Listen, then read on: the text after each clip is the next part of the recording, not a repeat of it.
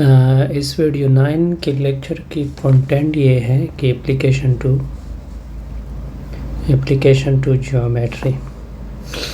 देखिए थ्योरम, ये first theorem है। इसमें कहते हैं कि एक ट्राइंगल ले ले।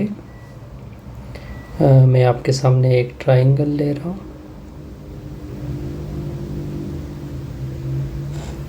ओके,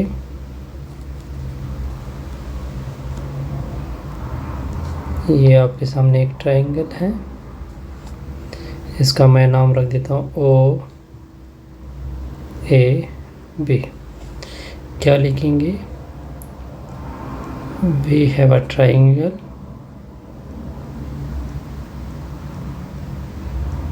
हमने एक ट्राइंगल लिया, ट्राइंगल OAB।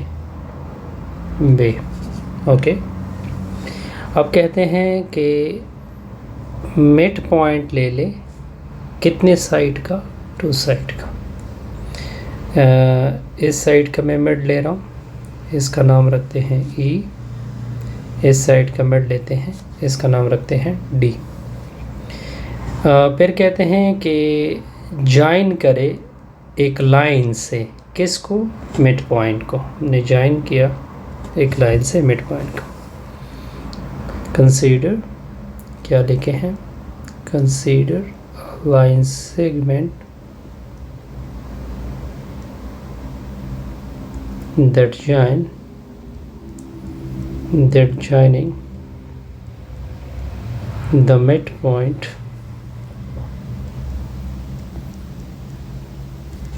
वो मिड पॉइंट क्या है? D and E। Okay, we get a line DE। उससे क्या ऑब्टेन होता है? एक लाइन ऑब्टेन होता है DE। अब देखिए ये O से खींचे गए हैं दोनों लाइन। ये यहाँ से लेकर यहाँ तक पूरा लाइन क्या है? A है। यहाँ से लेकर यहाँ तक ये पूरा लाइन क्या है? B है। ओके, सो OA जो वेक्टर है ये है A स्मॉल a। OB जो वेक्टर है ये है स्मॉल b। देखिए ये मिड पॉइंट है, तो जब पूरा A है तो फॉर एग्ज़ाम्पल अगर मैं OD नापना चाहूँ तो वो A/2 होगा, और इस तरह OE क्या होगा? B/2। क्योंकि देखिए ये पूरा लाइन कितना है? पूरा लाइन है अपना B। जब ये मिड है तो आधा इस तरफ आधा इस तरफ से मिल, आधा इस तरफ आधा इस तरफ। तो इस साइड पे B/2 होगा, इस साइड पे B/2, इस साइड पे A/2, इस साइड पे A/2। ओके, यहाँ तक क्लियर। अब देखिए, अब मैं DE फाइंड करना चाहता हूँ। क्या फाइंड करना चाहता हूँ? DE। तो अगर आप DE लाइन को देखें, ये इस तरफ जा रहा है, ये इस तरफ जा रहा है, ये इस तरफ जा रहा है, और ये कहाँ की तरफ जा रहा है? तो DE हेटुटेल रूल के मुताबिक वो रिजल्टेंट है OE प्लस DO का। यहाँ तक ओके, यहाँ तक क्लियर। तो इसकी वैल्यू तो हम बता चुके हैं, B/2 है। ये देखिए ये DO है, इसको मैं OD लिखता हूँ। क्या लिखता हूँ? जब आप OD लिखोगे इसका मतलब है कि आप D से O की तरफ आ रहे हो। अब डायरेक्शन चेंज होगा, तो डायरेक्शन चेंज होगा तो ये -OD होगा। ओके, तो DO B/2 माइनस OD की वैल्यू क्या है? -A/2। इसका एलसीएम होगा, क्या एलसीएम पड़ेगा? 2 एलसीएम पड़ेगा B-A। ये हमने किसकी वैल्यू निकाल दी? DE की। ये हमने क्यों निकाल दी? क्योंकि इसके ऊपर हमारा टारगेट चल रहा है, इस पूरे के ऊपर। कहते हैं कि ये जो मिड वाली लाइन आ रही है, ये अपोजिट जो लाइन है उसके पैरेलल भी आना चाहिए। और अगर इसको हाफ किया जाए, इस लाइन को हाफ किया जाए, यानी आपका टारगेट क्या है कि DE लाइन पहले पैरेलल करना है AB के साथ। पहला टारगेट ये। दूसरा टारगेट क्या है कि जो ए बी लाइन है यानी डी ई इक्वल करना है आपने, यानी ए बी, सॉरी ओके, यानी ए बी इक्वल होगा अगर डी ई लाइन यानी इसको 2 से डिवाइड किया जाए तो ये क्या बनेगा, डी लाइन बनेगा, बल्कि इसको 2 से डिवाइड किया जाए, सॉरी। चलो देखते हैं, इसको रिजल्ट लेके आते हैं, ठीक है। अब ए बी फाइंड करते हैं, क्या फाइंड करते हैं, ए बी। तो ए बी देखें, इस तरफ चले जाइए, ठीक है, एक वेक्टर इस तरह आ जाएगा, ठीक है, फिर इस तरह आ जाएगा। तो देखें, ये देखिए हेड टू हेड यहाँ पे मिल रहा है, टेल टू टेल। तो ए बी रिजल्टेंट है ए ओ का, क्योंकि इस साइड पे मैं गया हूँ, प्लस ओ बी का। अब देखिए ये ओ है, इसको उल्टा कर दे तो माइनस ओ ए होगा प्लस ओ बी, इसकी वैल्यू माइनस ए प्लस बी, इसको हम क्या लिख सकते हैं, बी माइनस ए, क्या लिख सकते हैं, बी माइनस ए। तो अब देखिए, अब रिज़ल्ट की तरफ आ जाइए। इसका मतलब है कि इसको अगर मैं ए बी की वैल्यू अगर आप देखें वो इक्वल आ रही है, ठीक है, बी माइनस ए के, जबकि डी ई की वैल्यू इक्वल आ रही है 1/2 बी माइनस ए। क्या मतलब बना, देखें बी माइनस ए की जगह हम क्या पुट कर सकते हैं, ए बी पुट कर सकते हैं।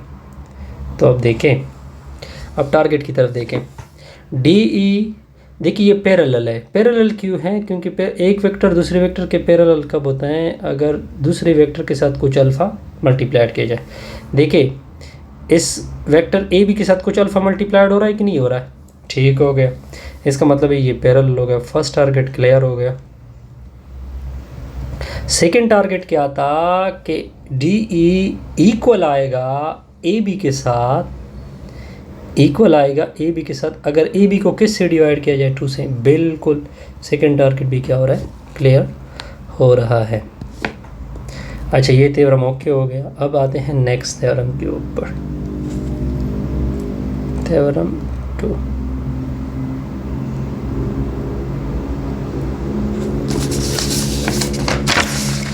ओके, अब नेक्स्ट थ्योरम क्या है कि हमने एक पैरेललोग्राम लेना है। We let the vertices of a parallelogram be, एक ओ है, दूसरा ए है, बी एंड सी। मतलब क्या बना कि हम आपके सामने एक पैरेललोग्राम खींच देते हैं,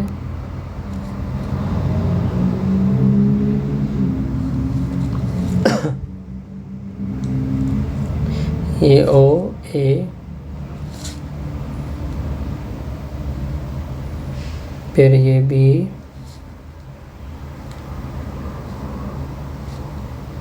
ये बना सी, ये बना, ये पैरेललोग्राम है।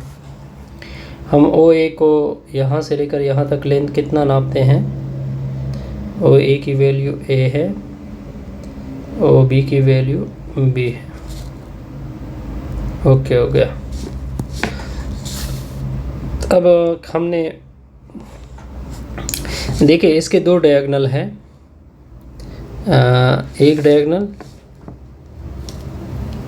डायगोनल ये है, फॉर एग्ज़ाम्पल ये इस साइड पे जा रहा है और ये इस साइड पे जा रहा है और ये इस साइड पे जा रहा है। अगर मैं इसका रिजल्टेंट फाइंड कर दूँ, ओ सी, ओके, ओ ए प्लस ए सी,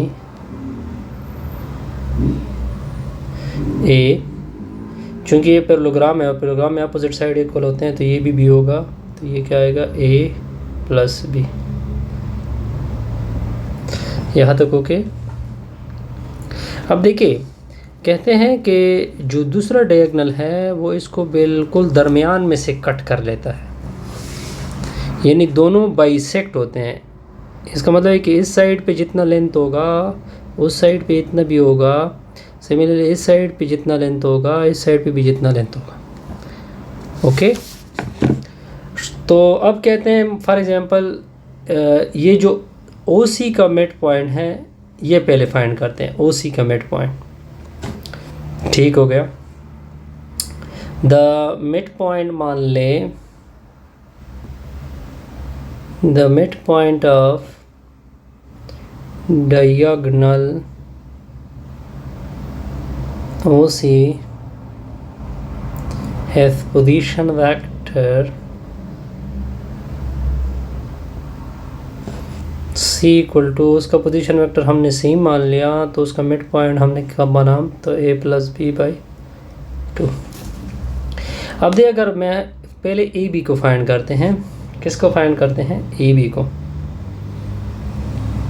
AB है क्या, AB किस तरह फाइंड होगा, ए देखिए ये उधर चला जाएगा, ये उधर चला जाएगा। अगर आप देखिए AB रिजल्टेंट है,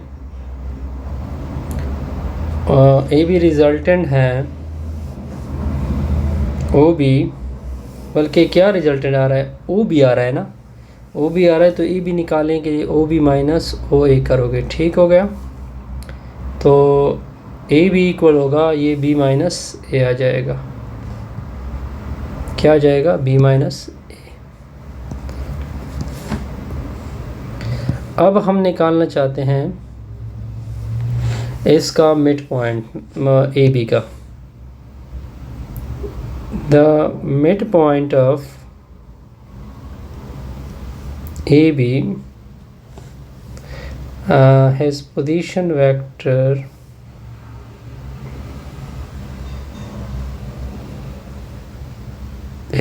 vector is D। हमने क्या मान लिया, D। अब इस D को निकालना भी है हमने, तो D क्या है, यानी क्या मतलब, क्या बना, मतलब ये बना कि यहाँ पे D भी है लेकिन ये AB का है। तो D हम किस तरह निकालेंगे कि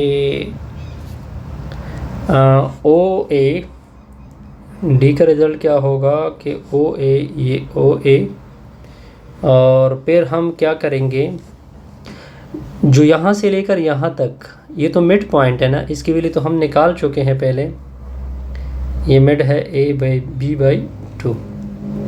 ओके, तो D की वैल्यू आ जाएगी a+b माइनस a/2। तो D की वैल्यू क्या आ जाएगी, देखिए ये 2a में से a, तो a+b/2। अगर आप दोनों डायगोनल को देखें, डायगोनल के पॉइंट को देखें, तो ऐसे हमने क्या नतीजा हासिल किया कि दोनों एक दूसरे को क्या कर रहे हैं, बाइसेक्ट कर रहे हैं। क्योंकि ये इसके एक डायगोनल की पोजीशन वेक्टर ये है, ठीक है, दूसरी डायगोनल की पोजीशन वेक्टर ये है, और दोनों आपस में क्या आ रहे हैं, इक्वल आ रहे हैं। तो इसका मतलब ये क्या कर रहे हैं, बाइसेक्ट कर रहे हैं। ओके।